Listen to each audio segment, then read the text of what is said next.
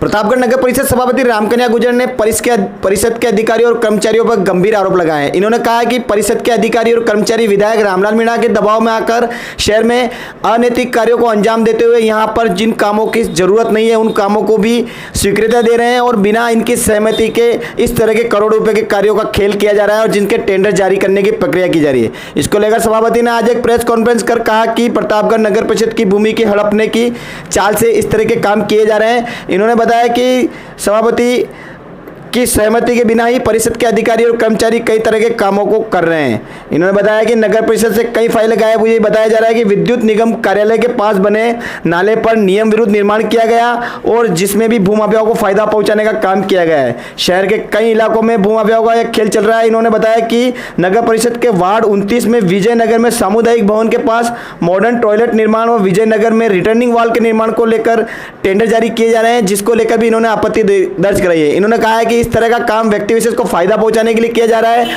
और प्रतापगढ़ शहर में विकास के कई काम अधूरे पड़े हैं और शहर से दूर कॉलोनियों में इस तरह के रिटर्निंग वॉल के निर्माण किए जाकर और क्या साबित करना चाहते हैं। वहीं इन्होंने बताया कि गलजी कुएं के पास जो नाले को तोड़कर और पुलिया और सड़क बनाई गई है, जिसके चलते वहां पर भी पीछे रास्ता संकुचित हो गया है। इसको लेकर पार्षद प्रतीक शर्मा ने भी आयुक्त को ज्ञापन दिया है। वहीं बताया जा रहा है कि यहां पर नगर परिषद प्रतापगढ़ में 63 कामों के टेंडर हेतु प्रक्रिया की जा रही है, जिसको लेकर और सभापति ने फर्स्ट में आपत्ति दर्ज कराई है। इन्होंने कहा कि इन 63 कामों में जब इसकी टेंडर जारी किए जाने हैं तब ये सभापति पद से सस्पेंड हो गई थी। वहीं यहाँ पर दूसरे सभापति कांग्रेस समर्पित सभापति को यहाँ पर चार्ज दिया गया था, जिसके बाद में इन कामों को स्वीकृत किए गए। इन्होंने बताया कि हमारे तरफ से इस तरह की कोई स्वीकृति नहीं ली जा रही है और लगातार इन्होंने कई तरह के आरोप पहले भी लगाए हैं और आज एक वापस प्रेस कॉन्फ्रेंस कर इन्होंने इस तरह का खुलासा किया है।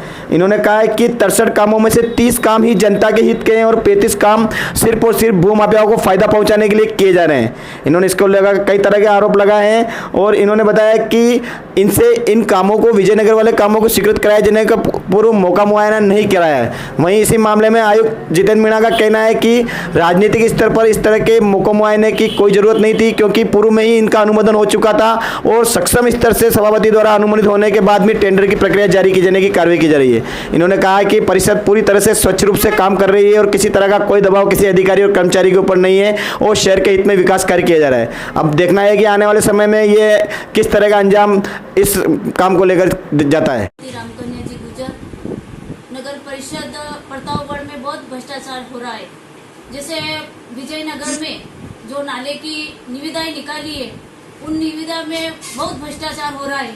क्यों भ्रष्टाचार? ये इनके शहीदों को और भूमाफियों के फायदा पहुंचाने के लिए भ्रष्टाचार करे। नगर परिषद में प्रतापगढ़ शहर में अगर जनता विकास के लिए तू कर रहे हैं पर विकास के काम नहीं हो रहे और केवल भ्रष्टाचार और इन भूमाफियों को फायदा दिलाने के लिए विजयनगर में करोड़ों रुपए की जो निविदाएं निकाली है, उनके कोई जनता का काम नहीं है, वो केवल उनके भूमाफियों के फायदा दिलाने के लिए काम है। मैं मीडिया के माध्यम से ये जिसकी जांच की जाए और जनता के सामने ये जांच लाई जाए। नगर परिषद द्वारा अप्रैल माह में 63 कामों के लिए सक्षम स्तर से अनुमोदन प्राप्त किया था। अनुमोदन पश्चात ही इसके लिए टेंडर की कार्रवाई की गई। बाद में बोर्ड में बदलाव आने से पुनः पत्रावली नए सभापति महोदया को प्रेषित की गई। उनके द्वारा निविदा की अवधि, भुगतान की शर्तें, सबके लिए जो पूछा गया पत्रावली पर उसका जवाब हमने दिया है, जो कि पत्रावली पर सारा अंकित है। इन 63 कामों में हमारे पास में 37 कामों में ही टेंडर प्राप्त हुए, शेष में कोई टेंडर प्राप्त नहीं हुआ।